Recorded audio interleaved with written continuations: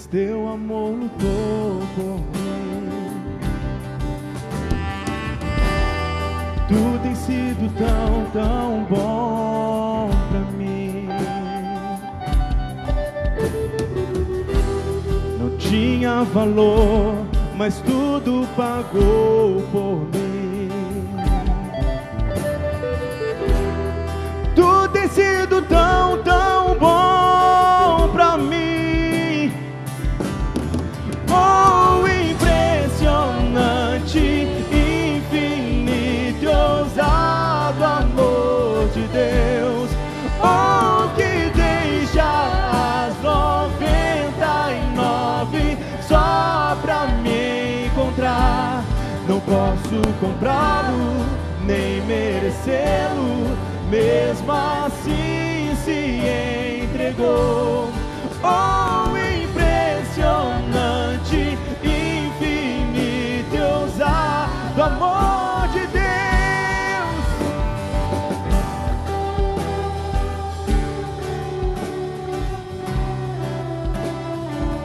Que amor é esse?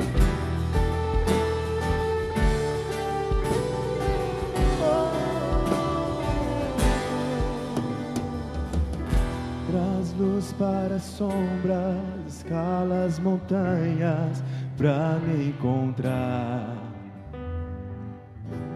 Derruba as muralhas, destrói as mentiras pra me encontrar. Traz luz para as sombras, escala as montanhas pra me encontrar. Derruba as muralhas, destrói as mentiras pra me encontrar. Traz luz para as sombras, escala as montanhas pra me encontrar. Derruba as muralhas, destrói as mentiras pra me encontrar. Traz luz para as sombras, escala as montanhas pra me encontrar. Derruba as muralhas, destrói as mentiras pra me encontrar. Oh, impressionante, infinito e ousado amor de Deus. Oh, que deixa as 99 só pra me encontrar. Não posso comprá-lo, nem merecê-lo, mesmo assim se entregou. Oh, impressionante, infinito e ousado amor de Deus. Um amor incondicional que foi capaz de dar a própria vida na cruz por nós. Oh, impressionante, infinito e ousado. Oh, que deixa as 99. Não posso comprar, nem merecer, mesmo assim se entregou.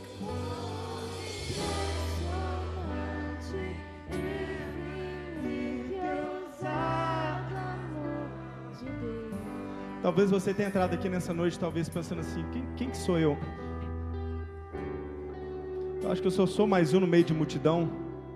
Ou talvez achando que o Senhor não está olhando para a sua vida, está olhando para as suas dificuldades. Mas só que não, meu irmão. Essa canção fala algo que é verdade, que o Senhor, Ele deixou as 99 para ir atrás daquela perdida. O Senhor, Ele se importa com a sua vida. O Senhor, Ele sabe quem você é. O Senhor, Ele conhece o seu coração. O Senhor, Ele conhece os seus desejos. Ele foi capaz de dar a vida dEle por amor a você. Você é especial, você é importante. O Senhor quer restaurar vidas nessa noite. O Senhor quer trazer a ovelha perdida de volta para o rebanho. Abre o teu coração, deixa que o Senhor quebrante, deixa que o Senhor transforme, deixa que o Senhor traga a cura, traga o renovo. E saiba que você é especial para Deus. E saiba que você é importante, que você é príncipe, que você é princesa, que você é um povo eleito, um sacerdócio real, igreja santa, povo escolhido, separado.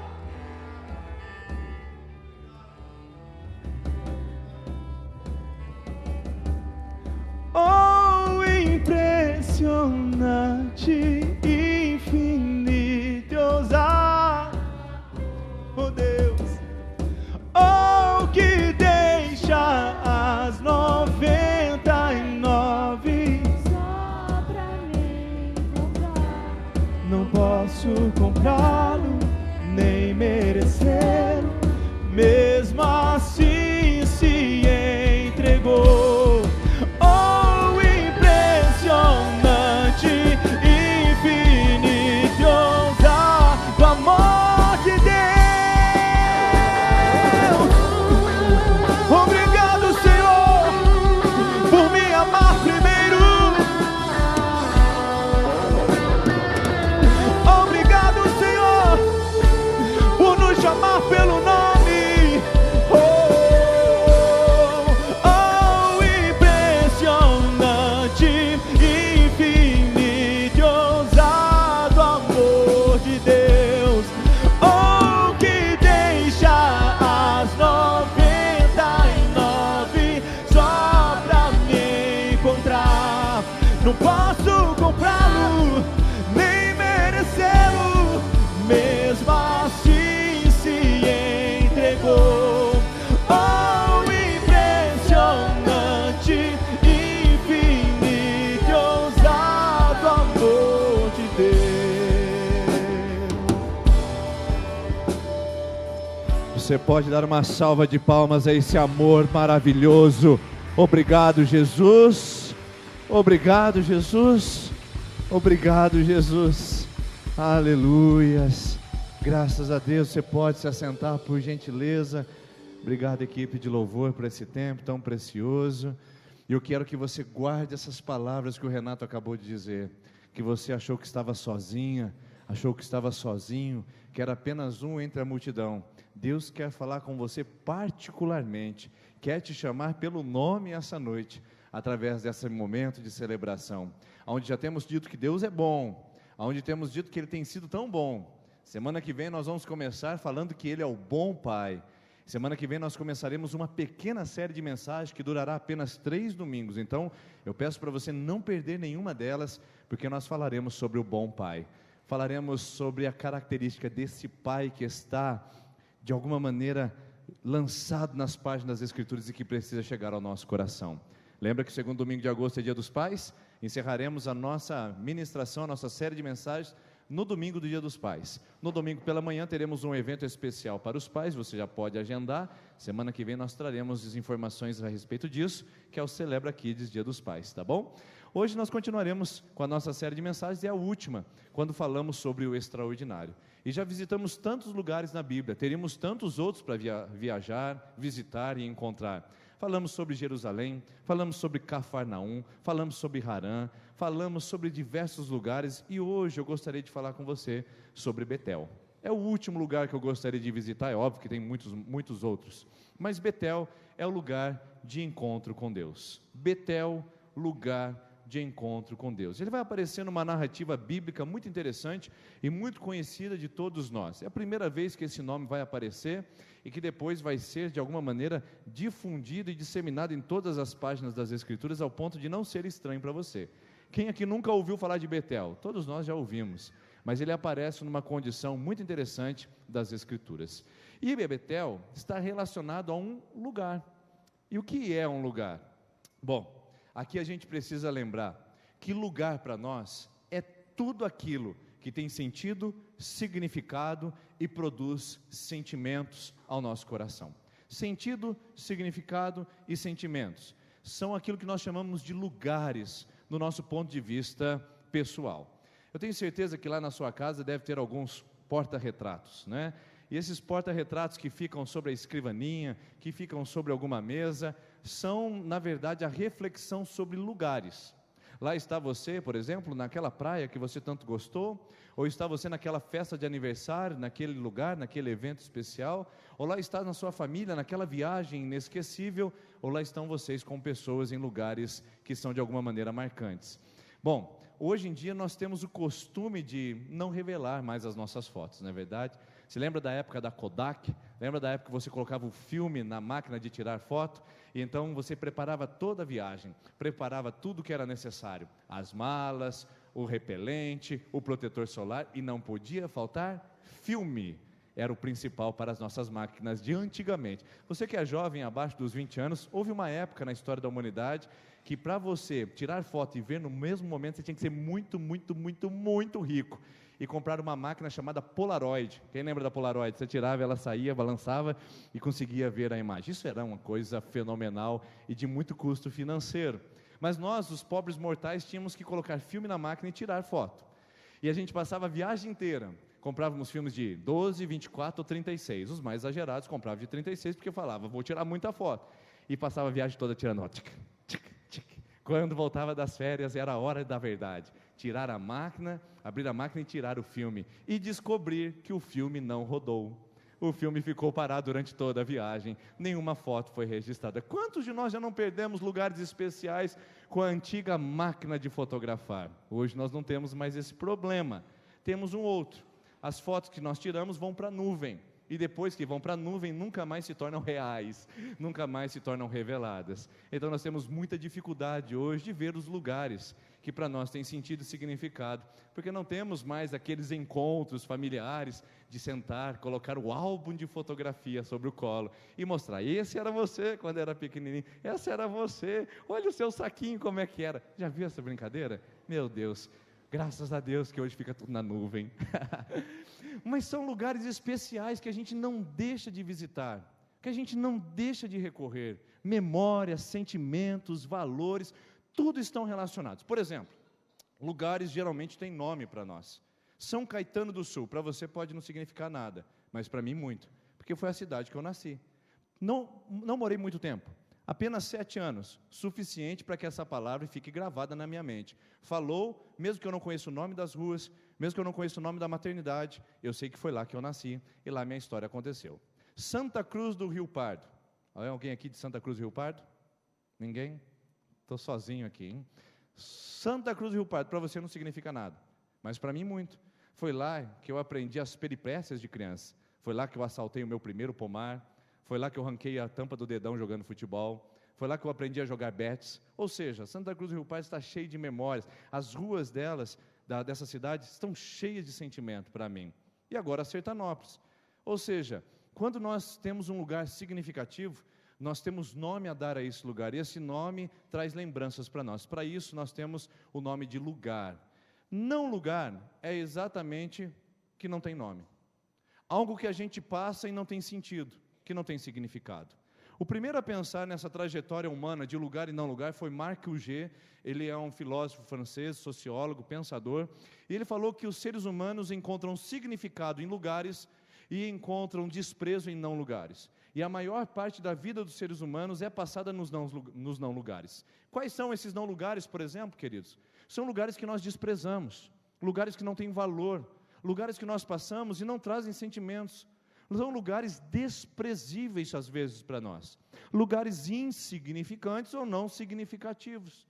Podemos falar de rodoviária. Quem é que tira foto ou selfie na rodoviária e guarda de lembrança a rodoviária de Londrina? Eu, por exemplo, passei centenas de vezes pela rodoviária de Londrina, não tenho uma foto. E para mim é um não lugar, é um lugar de passagem, um lugar de trânsito, aeroportos. Primeira vez que você viaja de avião é aquela alegria, é selfie no aeroporto, é selfie dentro do avião, você tira foto para todo lado, terceira, quarta, quinta, sexta, você já não aguenta mais ficar na fila do check-in, já se torna um lugar de passagem.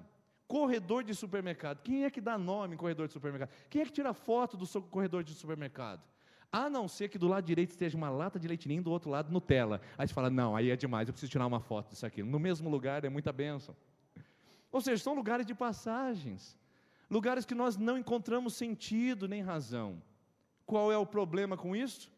O problema é que muitos lugares que nós pisamos e não damos valor, estão carregados de experiências, de significados. E basta um encontro com algo de valor, que aquilo passa a ter para nós algo especial. O que diríamos de um pátio de uma igreja? Nada.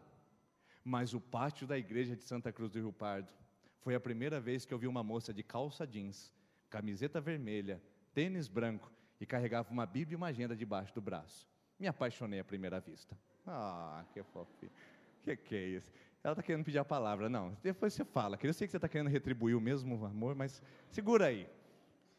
Aquele pátio daquela igreja tem tudo a ver, porque tem um sentido para mim, tem uma história, algo que traz significado. Talvez as coisas que nós estamos pisando na nossa vida estejam carregadas de experiências e nós não estejamos percebendo, não estejamos notando, e não estamos absorvendo o ensinamento de Deus para nós. Só que se você, de alguma maneira, se sente culpada, ou se sente constrangido com essa palavra, dizendo: quantas coisas eu tenho desprezado, pastor, eu tenho pisado na minha casa de maneira desprezível, na verdade eu prefiro trabalhar do que voltar para a minha casa, porque a minha casa é um não lugar. Eu queria dar um nome naquela casa de família, eu queria dar um nome naquela casa de lar, mas eu não consigo, pastor. Minha vontade é ficar na mesa de bar até altas horas e chegar só para dormir e tomar banho. Minha casa é pouso. E talvez você esteja se sentindo culpado com essa palavra agora, porque a sua casa pode ser um lugar, dependendo de como você enxerga. Talvez você esteja olhando para a sua empresa, abre as portas dela, já perdeu o encanto, já perdeu a alegria de estar trabalhando naquele lugar, ou no seu próprio trabalho. Lamento, lamúria, reclamação, toma conta do seu coração.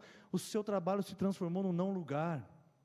E talvez seja o lugar onde Deus queira mostrar as maiores experiências para você, lhe dar as suas maiores alegrias, e mostrar sentimentos, razões e situações que possam trazer refrigério ao seu coração justamente no seu trabalho. Ou seja, existem muitos lugares que para você e para mim agora são desprezíveis, mas que estão carregados de significados e nós não estamos percebendo e nem capturando. E nós não somos os primeiros a passar por isso não se sinta culpado nem culpada.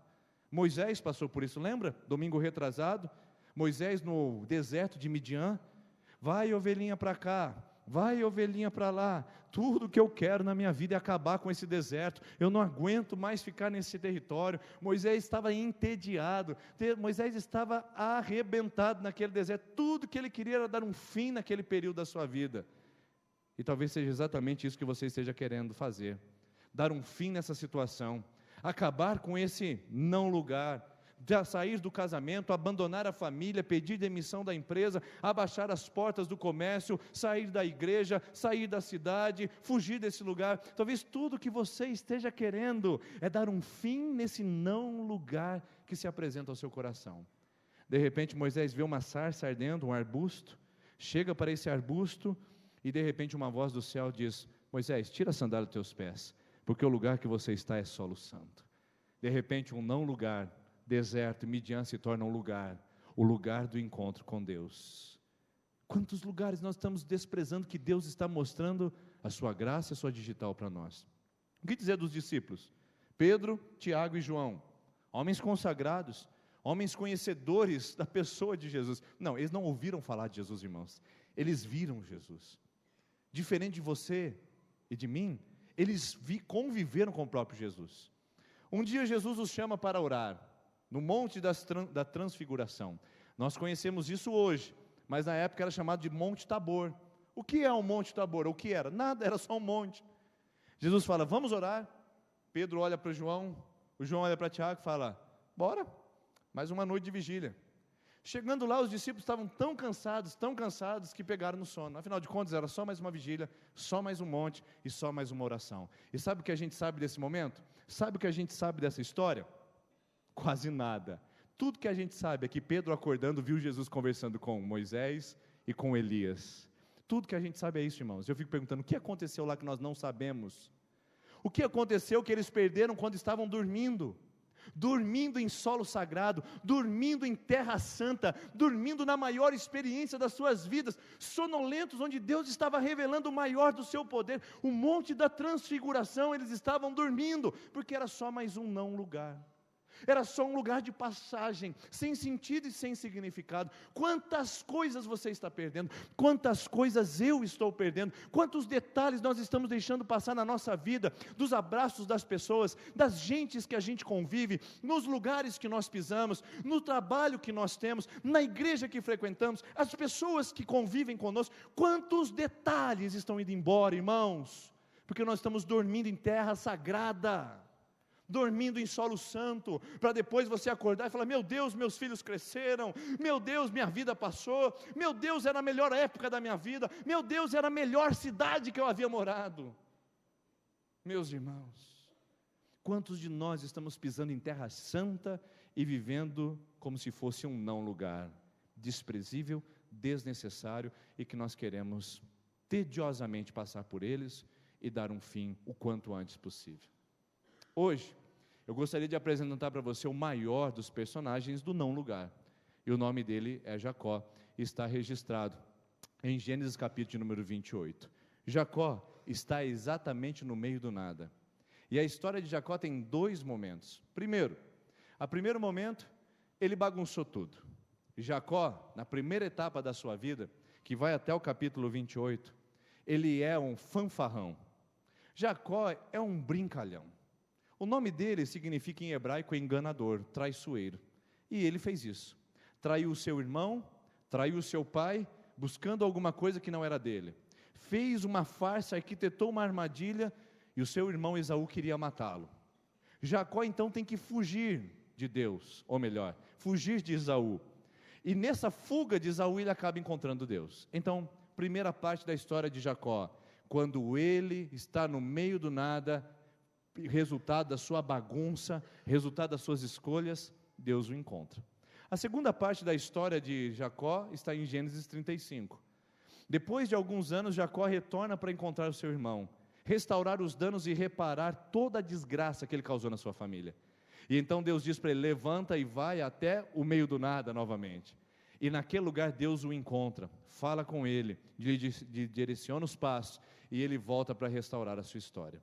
Dois momentos na história de Jacó, que são dois momentos na sua história e na minha. Eu falo a dois grupos de pessoas aqui essa noite com certeza absoluta. Primeiro, você que veio aqui essa noite e sentou nessas cadeiras, você que bagunçou tudo, você que estragou tudo, você que colocou o bedelho onde não era chamado, você que interferiu na história que Deus estava construindo, tomou a decisão errada, na hora errada, fez o que não era certo, e então bagunçou toda a sua história.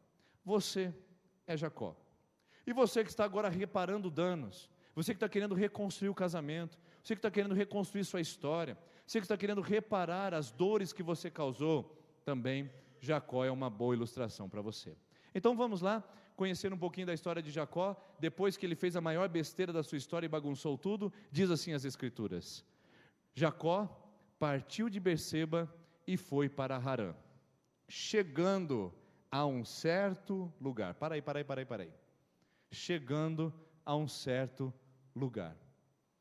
Para onde que Jacó estava indo?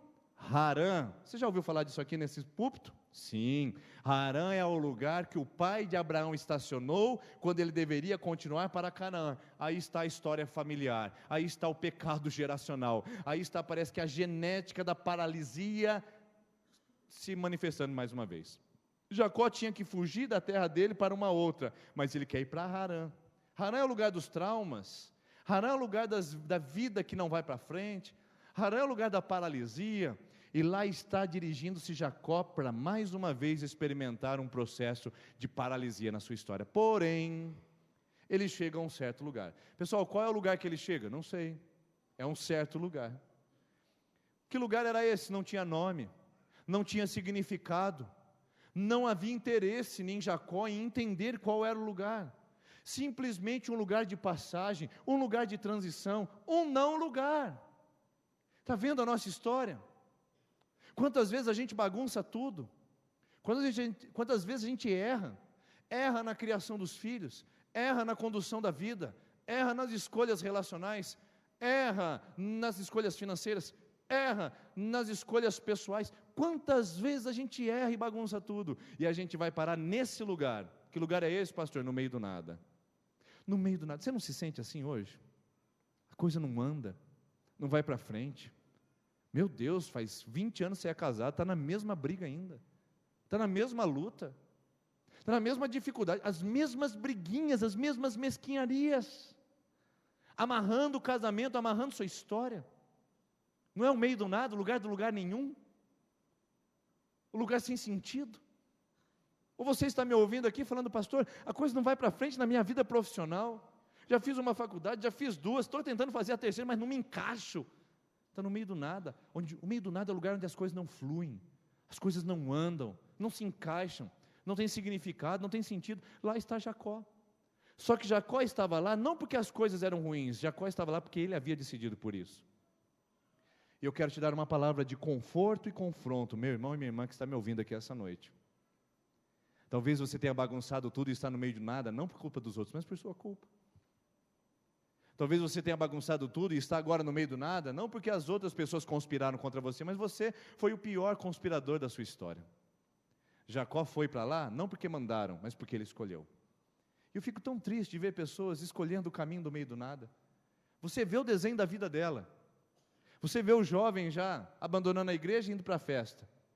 Da festa ele vai para a balada, da balada ele vai para a cachaçada, da cachaçada ele vai para a mulherada, da mulherada ele vai para o filho fora do casamento, do filho fora do casamento ele vai para um casamento que ele não estava preparado, do casamento que ele não estava preparado ele vai para o descasamento que ele não queria, depois do descasamento mais um encontro, depois desse encontro mais um vício, e aí você vê a história sendo desenhada e de repente o cara está parado na sua frente dizendo, pastor, o que eu fiz da minha vida? Bagunçou tudo, é o que eu digo. Porque Deus não fez isso. Deus não é culpado disso ter escrito. Jacó saberia muito bem se nós perguntássemos para ele, Jacó, quem te levou a essa bagunça? Eu mesmo. Quem te levou para o meio do nada? Eu mesmo. Jacó sabia disso. Por isso que o texto continua dizendo, chegando a um certo lugar. Se ele mandasse para nós a localização por WhatsApp, a gente não saberia, porque é lugar do meio do nada, lugar de terra de ninguém. Parou para pernoitar, porque o sol já se havia posto.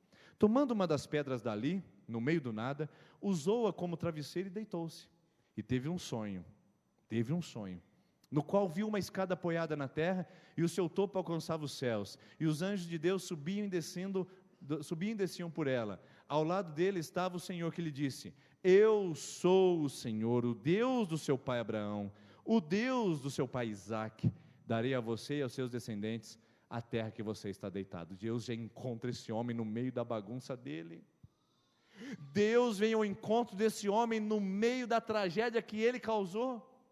Irmãos, Deus tem sido paciente com você. Ei jovem, olha para mim, Deus tem sido paciente com você, te colocando mais uma vez nessa cadeira e dizendo para você, eu sou o seu Deus, eu sou o seu Pai, eu sou o seu Criador, eu conduzo a sua história, eu tenho promessas para você. Deus tem sido tão bom para mim, o que nós cantamos, porque no meio da nossa bagunça, do nosso imerecimento, Deus olha para mim, para você e fala, eu tenho algo para te prometer. Deus tem promessa mesmo em meio às nossas falhas, Deus tem promessa em meio aos nossos fracassos, Deus tem promessa mesmo que você estragou tudo. Ei, essa palavra é para você, não desista agora, não fale que você não pode, não fale que não tem chance, porque Jacó estragou tudo e Deus o encontrou dizendo, eu tenho uma promessa para você, eu tenho uma promessa para você, disse Deus. Eu não sei se eu faria isso com Jacó. Conhecendo a história dele, do capítulo 25 até o capítulo 28, eu não sei se eu faria isso por ele. Eu acho que ele não mereceria. Mas quem sou eu para dizer isso, se o Criador está dizendo, Jacó, eu tenho promessa para você. Só que uma coisa me alegra e uma coisa me conforta. Se Deus é capaz de prometer para um homem bagunceiro da sua vida, imagine para você e para mim, meu irmão e minha irmã. Imagine só, Deus faz promessas para você em meio ao seu sofrimento, em meio às coisas que você tem bagunçado. Que Deus maravilhoso e amoroso é esse? Não, esquece religião, esquece o Deus que está vingativo contra você, esquece o Deus que está punitivo contra você, esquece um Deus que joga no time contrário a você, que é o que a religião mostra o tempo todo, um Deus que não tolera você, um Deus que não te aceita. Meu irmão, Deus não tolera o pecado, mas Ele tolera você como pessoa, porque você além de tudo é criatura dEle. Por isso Ele continua insistindo com você essa noite, dizendo, mude, transforme. Eu tenho promessas para a sua vida e tenho promessas para o seu coração. Deus tem sido tão bom conosco, assim como Ele foi tão bom com Jacó. E não para por aí. Olha o que Deus fala para Jacó: seus descendentes serão como o pó da terra, se espalharão para o oeste e para o leste, para o norte e para o sul. Todos os povos da terra serão abençoados por meio de você e da sua descendência. Eu estou com você e cuidarei de você, onde quer que vá, e eu o trarei de volta a essa terra. Não o deixarei, enquanto não fizer o que lhe prometi. Você pode receber essa promessa para você? Diga amém. Essa é a promessa para você e para mim. Se Jacó recebeu, também posso. Tudo que está ali é meu também, porque se Deus pode mudar a história de um enganador, Ele pode mudar a história de um pobre e miserável homem, de uma pobre e miserável mulher. Deus pode mudar a nossa história e pode fazer essas promessas para você também. Eu não te abandonarei, eu não te abandonarei, Jacó, eu estarei com você, meu filho, mesmo que você tenha estragado tudo. Aí, quando Jacó acordou do sono, ele disse: uau, é a mesma coisa do Moisés. Moisés, quando viu a sarça ardendo, ele diz: legal. Não, ele não disse isso. Ele falou: uau. Não, melhor que isso. Meu Deus! E aí o Jacó acorda e diz: meu Deus!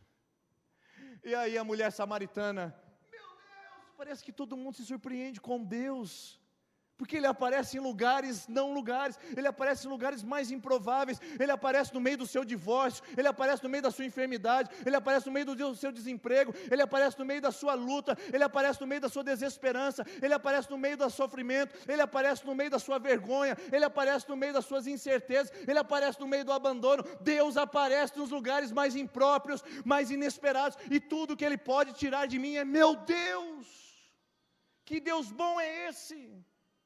Que a religião não revela, porque a religião diz: você fez, você não pode, mas a Bíblia fala: Deus, eu tenho algo para você, eu tenho algo para você. Deus dizendo o tempo todo: eu tenho. E aí vem a resposta: sem dúvida o Senhor está nesse lugar, mas eu não sabia. É o seu caso e o meu caso. Irmãos, o que nós viemos fazer aqui? Viemos adorar a Deus. Quando nós falamos: levante a sua mão e adore ao Senhor, o que você fez? Quando você veio para mais um culto, o que é que você veio fazer? Quando você saiu da sua casa e colocou a sua roupa, o que é que você fez? Nós viemos nos encontrar com Deus do universo. O Senhor está nesse lugar. Mas você sabia disso ou não? Quantos de nós não sabemos? Um dia uma mulher me perguntou assim: pastor, eu fui num congresso lá em Brasília, cheguei lá, pastor, um mover de Deus. Se chegava na esquina da igreja, parece que já tinha alguma coisa se movendo. Quando eu entrei na igreja, meu coração já começou a palpitar mais rápido, parece que eu sentia a força do Espírito Santo atuando no meu ser, eu sentia algo, um peso naquele lugar, uma unção especial. Pastor, por que isso não acontece na igreja durante a semana? E foi uma boa pergunta, irmãos. Eu parei, pensei e orei no Espírito, dizendo: Senhor, por que não acontece na igreja? E o Espírito Santo falou: porque ela não quer. Eu olhei para ela e falei assim: só porque você não quer. O que, pastor? Eu falei: porque se você tivesse a mesma expectativa para sair da sua casa e vir na nossa celebração, você pagou passagem, pagou hotel, se preparou, se organizou, se consagrou para um congresso, se você fizesse isso todo domingo, você sentiria a mesma coisa na igreja. Porque a unção que está lá não é diferente da que está aqui. O problema é a nossa displicência. A gente vem para a igreja como se a gente viesse para uma reunião do Rotary, nada contra, pode reunir. A gente vem para a igreja como se a gente fosse fazer uma confraternização especial. O Senhor está nesse lugar e infelizmente muitos de nós não sabemos. Infelizmente ainda não percebemos. Aí você pode dizer: é verdade, pastor, falta reverência na igreja. Eu vi um jovem entrando de boné na igreja. Não, irmão, boné não fala nada. Eu vi um irmão entrando de boné na igreja. Não, pode entrar de boné, sem boné, de cabelo comprido, cabelo curto. A igreja é até para os careca. Se você é careca, fica à vontade. Deus tem abençoado os carecas nesse lugar. Não estamos falando desse nível de reverência.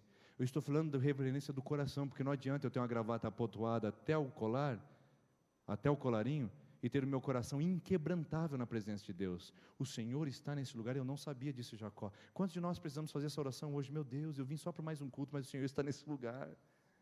O pastor Denis estava pregando, mas o Senhor está nesse lugar. O louvor estava tocando, mas o Senhor está nesse lugar.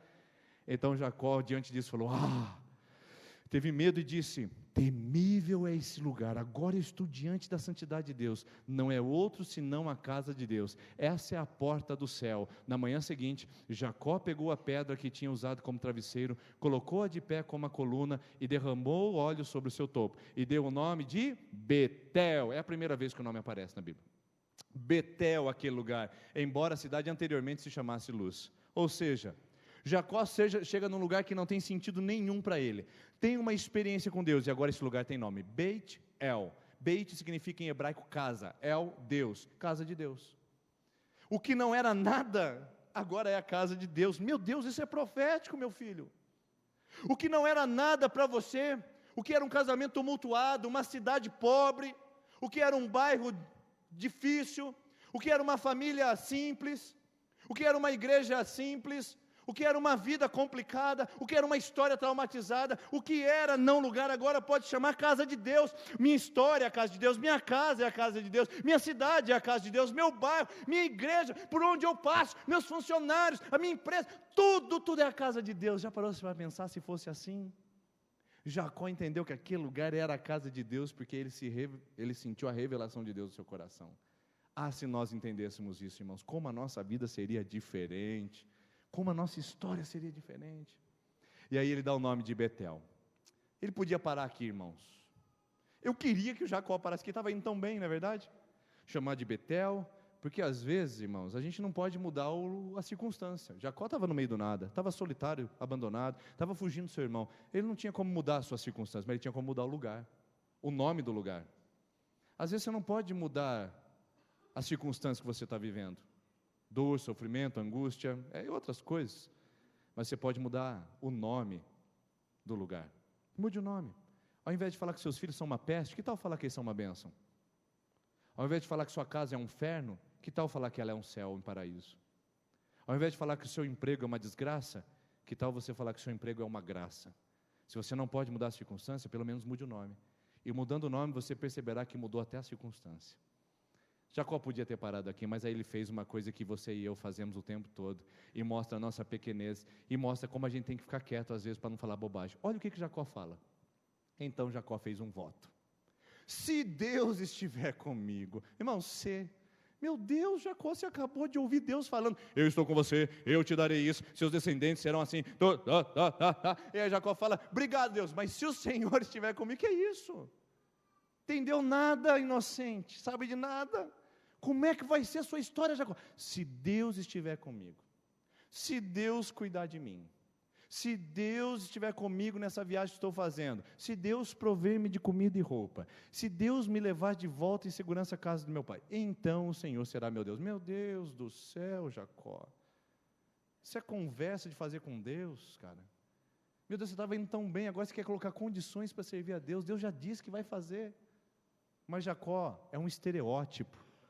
Jacó é o reporta-retrato, é o retrato falado de nós mesmos, não é? Porque às vezes a gente faz isso com Deus.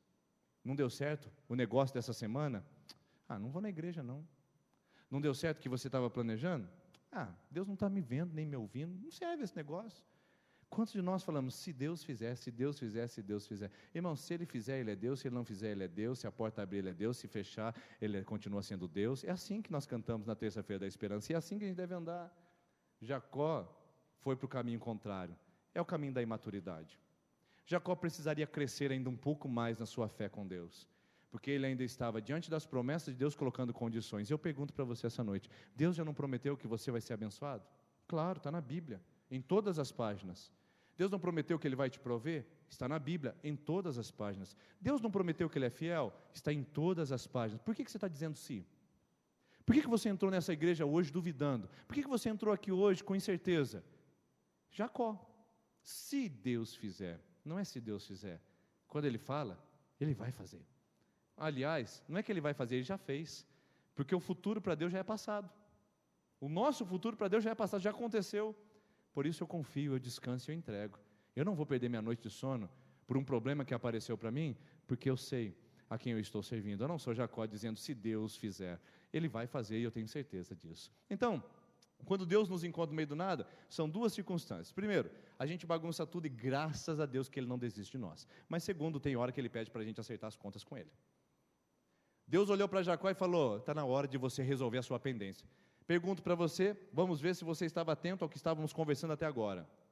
Por que Jacó foi para o meio do nada? Quem ele enganou? Seu irmão. Que nem classe de fundamental. Seu irmão. De quem que ele estava fugindo? De seu irmão. No capítulo 35, Deus vai falar: volta ao seu irmão. Então, meu irmão e minha irmã que está me ouvindo aqui essa noite, Deus é bom o tempo todo, te encontra no meio da sua bagunça, mas Ele não deixa você no meio da bagunça. Ele não vai deixar você nesse lugar. Por isso, pode levar tempo, mas você tem que tratar aquilo que você já estragou. Você tem que reparar os danos daquilo que você comprometeu. Você tem que dar um basta naquilo que está hemorrágico na sua alma. E isso demorou 21 anos na história de Jacó. Ele tinha 76 anos quando ele fugiu da casa do seu pai, do seu irmão. E tinha 97 quando Deus disse para ele. Disse Deus a Jacó: suba a Betel, se estabeleça lá e faça um altar ao Deus que lhe apareceu quando você fugia do seu irmão Esaú. Agora é hora de você voltar. Passou 21 anos, você estragou tudo, mas agora volte para lá, meu filho. Volte para lá. Deus está pedindo para você, meu irmão. Deus está pedindo para você, minha irmã.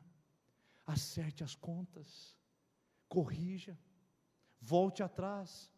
Se é um desafeto, se é um ressentimento, se é uma mágoa, se é um vício, se é uma distorção do caráter, se é uma distorção da sua identidade pessoal, se é um problema aí que não foi resolvido, volte, não deixe, porque ele não vai se resolver sozinho. Existem problemas na nossa vida que não se resolvem só com oração, tem que ter ação, tem que ter atitude. E Deus fala para Jacó: Jacó, está tudo muito bom, está tudo muito bonito, você está vivendo aí 21 dias, já é próspero, já tem esposa, já tem filhos, agora eu vou dizer uma coisa, o teu irmão ainda te odeia, você precisa voltar para lá e se deparar com o seu ódio.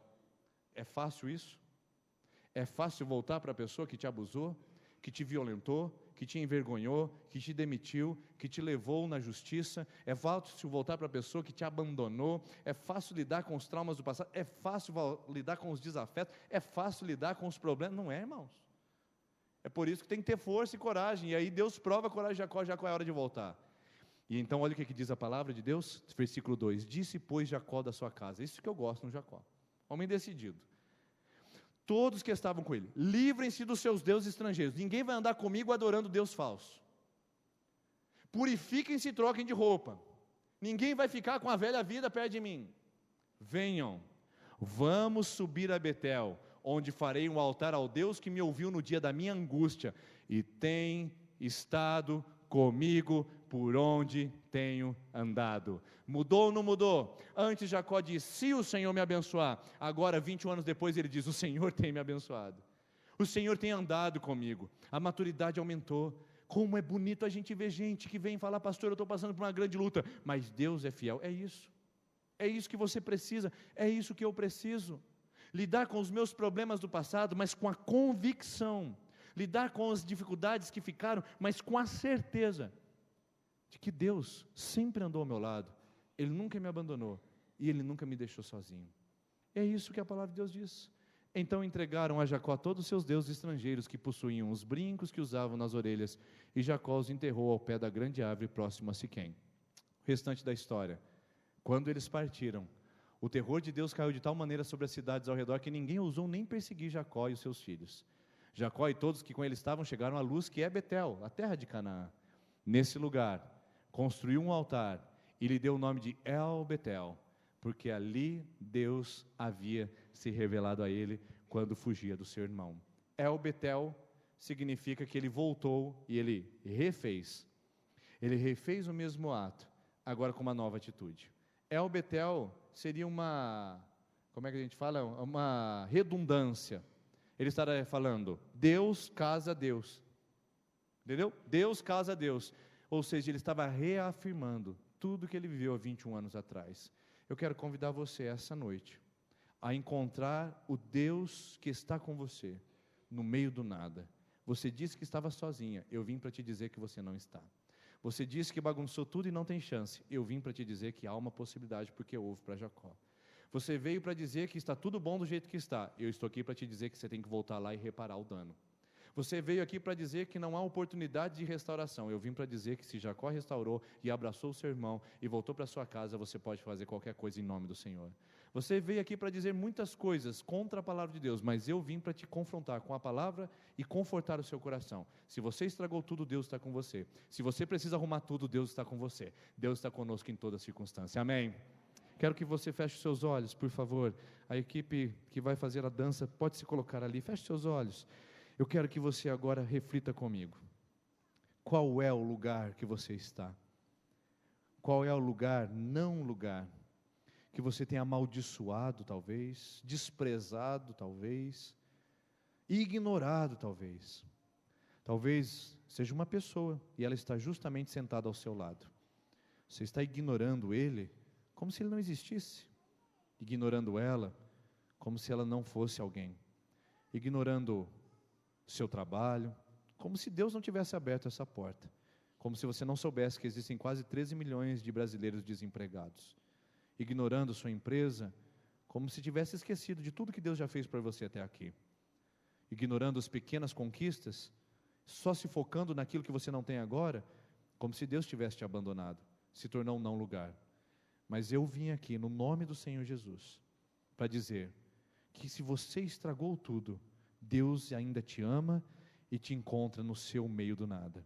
E se você tem vivido no meio do nada, Deus tem chamado você para voltar e reparar os danos e poder experimentar as promessas dele, cada uma delas se cumprindo sobre você. Por isso, escute essa mensagem, que nos braços de Deus você está segura, você está seguro, em qualquer lugar, em qualquer ocasião, Deus está com você.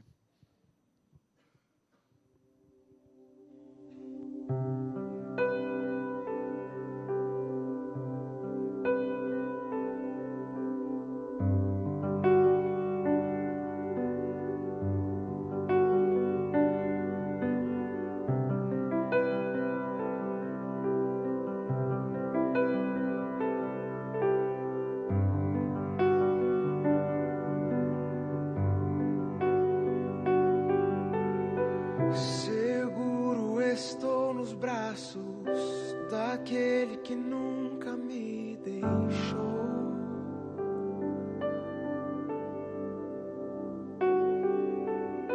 seu amor perfeito sempre esteve repousado em mim. E se eu passar pelo vale, acharei conforto em teu amor, pois eu sei que és aquele que me guarda, me guarda. Em teus braços é o meu descanso, em teus braços é o meu descanso, em teus braços é o meu descanso, em teus braços é o meu descanso. Seguro estou nos braços daquele que nunca me deixou.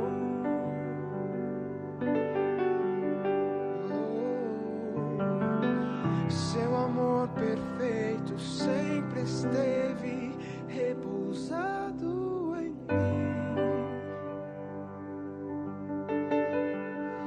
E se eu passar pelo vale,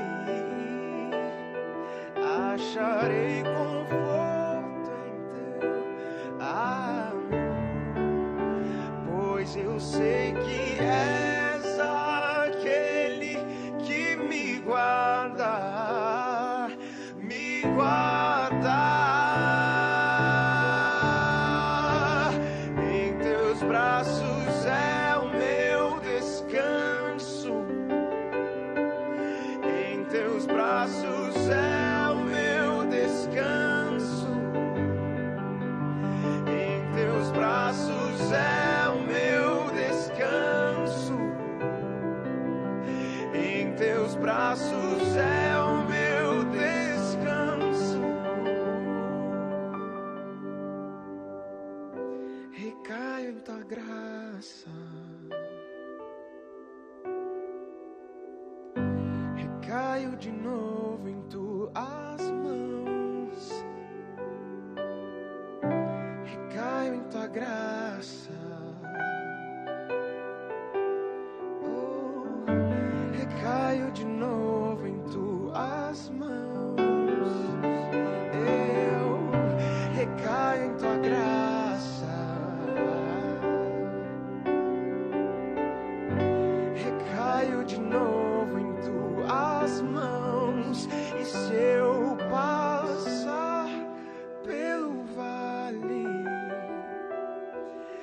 acharei conforto em teu amor, pois eu sei que és aquele que me guarda, me guarda.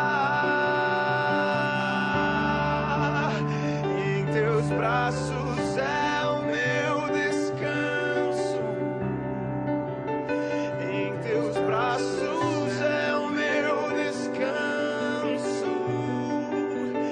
em teus braços é o meu descanso, em teus braços é o meu descanso, Jesus.